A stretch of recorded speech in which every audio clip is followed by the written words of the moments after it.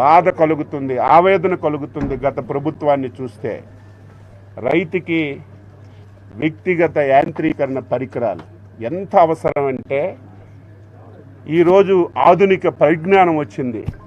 ప్రతి ఒక్కరూ యాంత్రీకరణ ఉపయోగించి వ్యవసాయాన్ని చేసి దాని ద్వారా కొంత లబ్ధి పొందే ప్రయత్నం చేస్తున్నారు.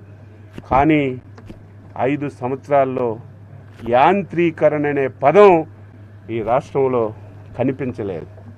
ఆ రోజు చంద్రబాబు నాయకత్వంలో ఏ రోజు గర్వంగా నేను చెప్పగలుగుతున్నాను, 3.24 లక్షల మంది రైతులకి 988 కోట్లు ఖర్చు పెట్టి ప్రతి ఒక్కరికి వ్యక్తిగతంగా సబ్సిడీ మీద యాంత్రీకరణ ఇచ్చాం.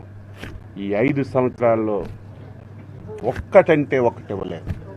చివరికి కొడవలి పిడి కూడా ఈ ప్రభుత్వంలో ఇవ్వలేదంటే వ్యవసాయ రంగాన్ని ఏ విధంగా నిర్వీర్యం చేశారో ఇది ఒక ఉదాహరణ అని చెప్పి తెలియచేస్తున్నాను. అందుకే మళ్ళీ వ్యక్తిగత వ్యవసాయ పరికరాలు సబ్సిడీ మీద ఇవ్వడానికి ఈరోజు 2వ సంతకం పెట్టాను. దీనికి గైడ్లైన్స్ అన్నీ కూడా ఫ్రేమ్ చేసి మళ్ళీ రైతాంగానికి అన్ని అవసరమైనటువంటి పరికరాలన్నీ కూడా ఇస్తాం. రెండవది మీ అందరికీ తెలుసు, మత్స్యశాఖలో ఎంత దారుణం అంటే అందరూ వద్దన్నారు.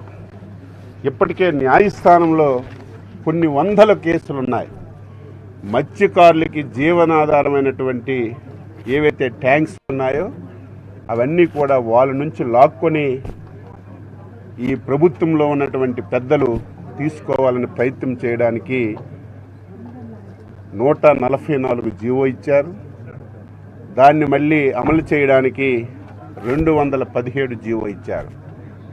ఇది రాష్ట్రంలో ఉన్నటువంటి ప్రతి ఒక్క మత్స్యకారుడు కూడా దీన్ని తీవ్రంగా వ్యతిరేకించారు, ధర్నాలు చేశారు. ఈ జీవో మా పట్టు కొడుకుతుంది, మాకు బతకడానికి బతుకులు లేకుండా చేస్తుంది. ఒక్కసారి పునరాలోచించండి. వేడుకున్నా సరే, ధర్నాలు చేసినా సరే కేసులు పెట్టి అరెస్ట్ చేశారు తప్ప గత ప్రభుత్వంలో పట్టించుకున్నటువంటి పాపాను పోలేదు. కొన్ని వందల కేసులు ఇప్పటికే న్యాయస్థానంలో ఈ జీవోని రద్దు చేయమని కేసులు వేశారు. అందుకే మత్స్యశాఖలో సంబంధించి నేను మొదటి సంతకం ఏదైతే 217 జీవోని రద్దు చేయడానికి పెట్టాను, ఇది క్యాబినెట్కి పెట్టి ఈ జీవోని రద్దు చేసి మత్స్యకారులకి మళ్ళీ పూర్వ వైభవాన్ని తీసుకురావడానికి ప్రయత్నం చేస్తాం. రెండవది, ఊకదంపుడు ఉపన్యాసాలు ఇస్తారు మత్స్యకారులకి మేము అన్నీ చేశామని. గత ప్రభుత్వం డీజిల్ సబ్సిడీ ప్రతి సంవత్సరం ప్రతి మత్స్యకారుడికి బోటున్న వాళ్ళకి గైడ్లైన్స్ ప్రకారం డీజిల్ ఇవ్వాలి, దానికి సబ్సిడీ ఇవ్వాలి.